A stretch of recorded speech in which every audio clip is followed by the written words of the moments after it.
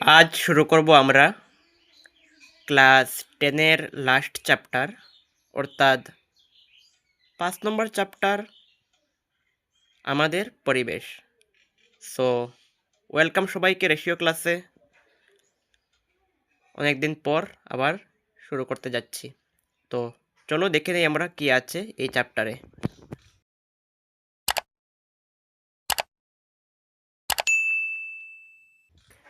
তো দেখো, পরিবেশ কাকে বলে। পরিবেশ হলো সেই পারিপার্শ্বিক অবস্থা যা মানুষের চারপাশে অবস্থান করে এবং প্রত্যক্ষ ও পরোক্ষভাবে মানুষের জীবন ও জীবিকার উপর প্রভাব বিস্তার করে। তোমাদের একটা গ্রামীণ পরিবেশের ছবি আমি এবার দেখাবো। দেখো, এটা হচ্ছে একটা গ্রামীণ পরিবেশ। এখানে জমি দেখা যাচ্ছে, হ্যাঁ, সাথে পুকুর রয়েছে, জলাশয় রয়েছে, বিভিন্ন ধরনের গাছপালা রয়েছে এবং সব কিছুকে মিলিয়ে আমাদের চারপাশের পরিবেশ তৈরি হয়। পরিবেশে অবস্থান করে পশু পাখি, বিভিন্ন জীবজন্তু এবং মানুষজন, সব কিছুকে নিয়েই আমাদের পরিবেশ তৈরি হয়। এবার দেখে নেব আমরা পরিবেশের অন্যান্য বিষয়বস্তুগুলি কী কী রয়েছে। বাস্তুতন্ত্র বা ইকোসিস্টেম। বাস্তুতন্ত্র প্রথম শব্দটি দিয়েছিলেন আমাদের বিজ্ঞানী আর্নেস্ট হ্যাকেল। হ্যাঁ, তো সেই আর্নেস্ট হ্যাকেল বলেছিলেন যে ইকোসিস্টেম বা বাস্তুতন্ত্র হলো কোনো নির্দিষ্ট স্থানে পরিবেশের জীবজ ও জড় উপাদানগুলির পারিপার্শ্বিক আন্তঃক্রিয়া মাধ্যমে উপাদানগুলির চক্রাবৎ আবর্তন দ্বারা জীবগোষ্ঠীর মধ্যে শক্তি প্রবাহ ঘটে। এগুলি হচ্ছে বাস্তুতন্ত্র। এবার দেখো, বাস্তুতন্ত্রের উপাদানগুলি হচ্ছে যে বায়োটিক এবং অবায়োটিক অথবা জীবজ ও জড়। জীবজ উপাদানের মধ্যে রয়েছে স্বভোজী ও পরভোজী। আবার সেই স্বভোজীর মধ্যে রয়েছে দু প্রকার, ম্যাক্রো কনজিউমার আর বিয়োজক। হ্যাঁ, বিয়োজকের মধ্যে উদাহরণ হচ্ছে ব্যাকটেরিয়া ও ছত্রাক, এবং ম্যাক্রো কনজিউমার হচ্ছে প্রাথমিক খাদক এবং গৌণ খাদক এবং প্রগৌণ খাদক। তারপর রয়েছে ওবায়োটিকের মধ্যে অজৈব, জৈব ও জলবায়ুগত। এবার বিভিন্ন ধরনের বাস্তুতন্ত্র রয়েছে, যেমন প্রাকৃতিক বাস্তুতন্ত্র, কৃত্রিম বাস্তুতন্ত্র, জলাশয়ের বাস্তুতন্ত্র। এগুলি আমরা একে একে এবার দেখে নেব। চলো, হচ্ছে বাস্তুতন্ত্রের উপাদান। সূর্য, সূর্য থেকে সরাসরি শক্তি আসে উদ্ভিদের মধ্যে, তারপর সেগুলি বিভিন্ন প্রথম সারির খাদক, দ্বিতীয় সারির খাদকের মাধ্যমে তৃতীয় সারির খাদকে পৌঁছায় এবং সেটা লিন্ডেম্যানের 10% সূত্র হিসাবে ব্যবহৃত হয়। এই লিন্ডেম্যানের 10% সূত্রটা এবার একটু দেখে নিই আমরা। চলো দেখো, সান থেকে এক্স পরিমাণ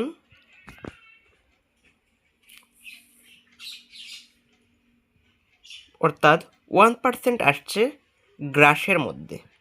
হ্যাঁ, সেই গ্রাসের এসে হয়েছে 10⁻6% শক্তি। সেই 10 থেকে 10⁻5 হচ্ছে ফরিং, তারপর ব্যাঙে 10⁻4, সাপে 10⁻3, ইগলে 10⁻2। এবার সেই যে এক্স পরিমাণ শক্তি 1% রূপে গ্রাসে এসেছে, সেই এক্সের পরিমাণটা কতটুক সেটা আমরা জানবো। এবার কীভাবে দেখো, এখানে দেখো, এক্স ইন্টু 1% ইকুয়াল টু 10⁻6, এই ইকুয়েশনটা আমরা সলভ করছি। হ্যাঁ, তো 1% হচ্ছে 1/100 ইকুয়াল টু 10⁻6। এক্সের ভ্যালু হচ্ছে 10⁻8, সেটা 10⁻2 হবে। সেটা সাইড চেঞ্জ করে এখানে যাওয়ার পর প্রসেসটা হচ্ছে যে আমি দেখাচ্ছি তোমাদেরকে। দেখো, সিম্পল সূচকের অঙ্ক, এখানে আমরা সাইড চেঞ্জ করার হয়, কিন্তু সেটা অ্যাকচুয়ালি ঠিক নয়। দেখো, এদিকে যদি 2 আসে তাহলে এখানেও আমাদের +2 করতে হবে, তো ওই দুটো কাটা গেছে, 10⁻², এসেছে এখানে এক্সের ভ্যালু এসেছে 10⁸।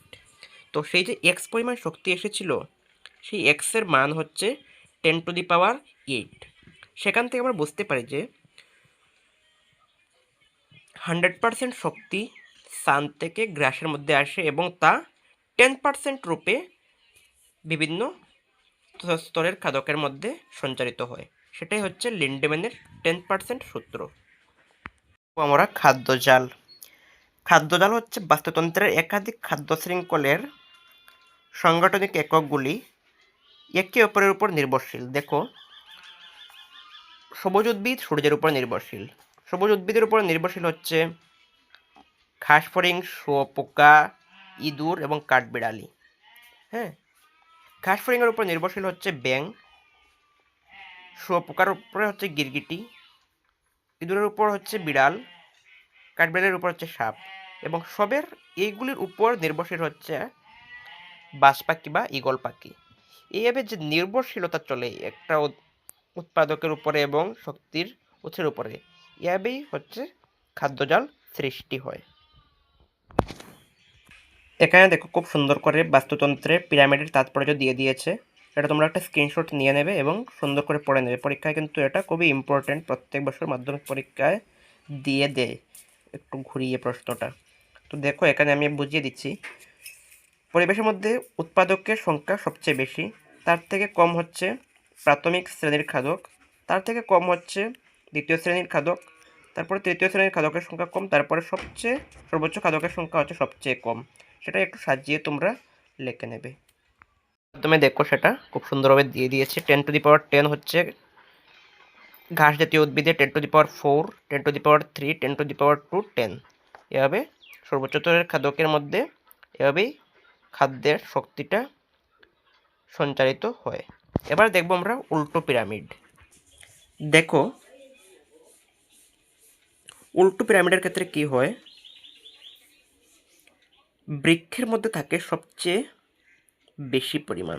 হ্যাঁ, তারপর পরভক্ষণকারী পাখি, পাখির দেহে পরজীব আর পরজীবের দেহে ব্যাকটেরিয়া। এভাবে কি হয়, সবচেয়ে বেশিটা থাকে উদ্ভিদে এবং পরে সেটা পরজীবীর দেহে সঞ্চারিত হয়ে যায়। আর অন্যভাবে বলতে গেলে দেখো, একটা গাছের মধ্যে ফল ভক্ষণকারী পাখির সংখ্যা বেশি, তার থেকে বেশি হচ্ছে পাখির দেহে পরজীব, আর পরজীবের দেহে হচ্ছে ব্যাকটেরিয়ার সংখ্যা। এবার সংখ্যার উপর ডিপেন্ড করে সেই পিরামিডটাকে ভাগ করা হয়েছে, সেটাকে বলা হচ্ছে উল্টো পিরামিড। এখানে নেব আমরা খাদ্য শৃঙ্খল। দেখো, এখানে 4 প্রকারের খাদ্য শৃঙ্খলের উদাহরণ দেওয়া হয়েছে। পুকুরের খাদ্য শৃঙ্খল, ফাইটোপ্ল্যাঙ্কটন যা হচ্ছে উৎপাদক, পুকুরের মধ্যে সেগুলি থেকে দেখা যায়, সেটা হচ্ছে এক ধরনের উৎপাদক। তার থেকে যায় জুপ্ল্যাঙ্কটনের মধ্যে এক ধরনের প্রাণী, ছোট ছোট প্রাণী থাকে। তারপর সেগুলিকে খায় ছোট মাছ, গৌণ খাদক, এবং প্রগৌণ খাদক হচ্ছে বড় মাছ। সেম স্থলভূমির খাদ্য শৃঙ্খল হচ্ছে শস্য উৎপাদনকারী উদ্ভিদ, সেটাকে খায় প্রাথমিক স্তরের খাদক ইঁদুর, তাকে গৌণ খাদক খায় ইঁদুরকে হচ্ছে সাপ, এবং সাপকে খায় বাজ পাখি, এটা হচ্ছে প্রগৌণ খাদক। চারণভূমিতে হচ্ছে ঘাস থেকে খরগোশ, খরগোশ থেকে শিয়াল, বনের মধ্যে হচ্ছে সবুজ উদ্ভিদ, হরিণ, তারপর সিংহ। এভাবেই খাদ্য শৃঙ্খল চলে আসছে। খাদ্য শৃঙ্খলের মানে হচ্ছে সেটাই যে প্রাণীগোষ্ঠীর মধ্যে খাদ্য শক্তির